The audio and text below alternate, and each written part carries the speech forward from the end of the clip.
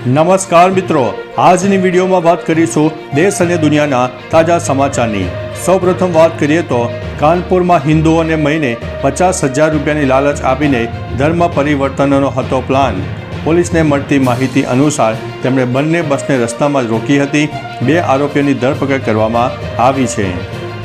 નડિયાદમાં પતિએ પત્ની અને દીકરી સાથે મારઝૂડ કરી હતી। દાદી સાસુ છોડાવવા વચ્ચે પડતા છરી બતાવી હતી। વસો અને પીજ રોડ પર પૂરપાટ આવતી કારે રોડ ક્રોસ કરતા વૃદ્ધાને અડફેટે લઈને ફંગોળતા વૃદ્ધાનું મોત થયું છે।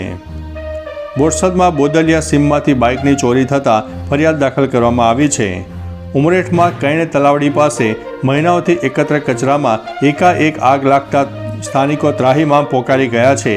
એકત્ર કચરાનો ડમ્પિંગ સાઇડમાં નિકાલના બદલે મહિનાઓ સુધી પ્લાસ્ટિક સહિતના કચરાનો ઢગલો ખડકતો હોવાનો સ્થાનિકોમાં રોષ જોવા મળ્યો છે। કરમસદનો શખ્સ બોરિયાવીના યુવકની ઇકો ગાડી લઈને રફુ ચક્કર થતાં ફરિયાદ દાખલ કરવામાં આવી છે। નડિયાદમાં કોલેજની બહાર ફૂટપાથ પરથી 50થી વધુ લારીઓ હટાવવામાં આવી છે। કોલેજ સંચાલકોની રજૂઆત બાદ પોલીસની મોટી કાર્યવાહી સામે આવી છે।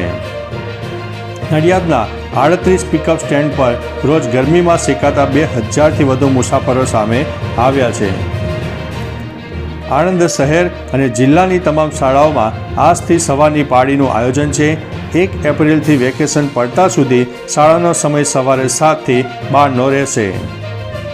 બોરસદમાં બંધ કચેરીના કમ્પાઉન્ડમાં આગ લાગી હતી, જેમાં ભારે નુકસાન થયું હોવાના સમાચાર મળી રહ્યા છે।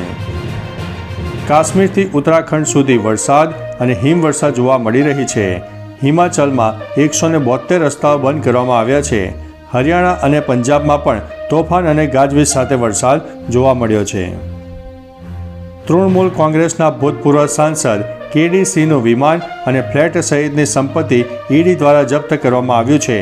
અગાઉ પણ કેડી સિંહની આશરે 239 કરોડની સંપત્તિ જપ્ત કરવામાં આવી હતી। અમેરિકન ડિસ્ટ્રિક્ટ કોર્ટે અરજી ફગાવતા H-1B વિઝા ગ્રીન કાર્ડનો ખર્ચ વધશે। ફીમાં વધારા સામે કેટલાક ઇમિગ્રન્ટ સંગઠનો કોર્ટમાં ગયા હતા। ઉત્તર પ્રદેશમાં મુઝફ્ફરનગરમાં કેન્દ્રીય રાજ્યમંત્રી ડૉક્ટર સંજીવ બાલિયાનના કાફલા ઉપર પથ્થરમારો થયો છે। ચૂંટણી સભા દરમિયાન પથ્થરમારો થતાં મંત્રીએ ગામ છોડવું પડ્યું હતું અને 10 કાર્યકરો તેમાં ઘાયલ પણ થયા છે। રાષ્ટ્રપતિએ અડવાણીના ઘરે જઈને ભારત રત્નથી કર્યા છે સન્માનિત। નાદુરસ્ત તબિયતને કારણે રાષ્ટ્રપતિ ભવન આવી શક્યા ન હતા। વડાપ્રધાન મોદી પણ હાજર રહ્યા હતા। એક્સાઇઝ કૌભાંડમાં ગોવા ચૂંટણી પ્રચારમાં વપરાયા હતા લાંચના 45 કરોડ રૂપિયા। સીબીઆઈ અને આઈટીની તપાસમાં પુષ્ટિ થઈ છે। સીબીઆઈ અને આઈટીની અલગ અલગ તપાસમાં આ બાબતની પુષ્ટિ થયાનો ઈડીનો દાવો સામે આવ્યો છે। રામલીલા મેદાનમાં વિપક્ષી ગઠબંધનનો હુંકાર। હેમંત કેજરીવાલને છોડાવવા સહિતની મૂકી છે 5 માંગ।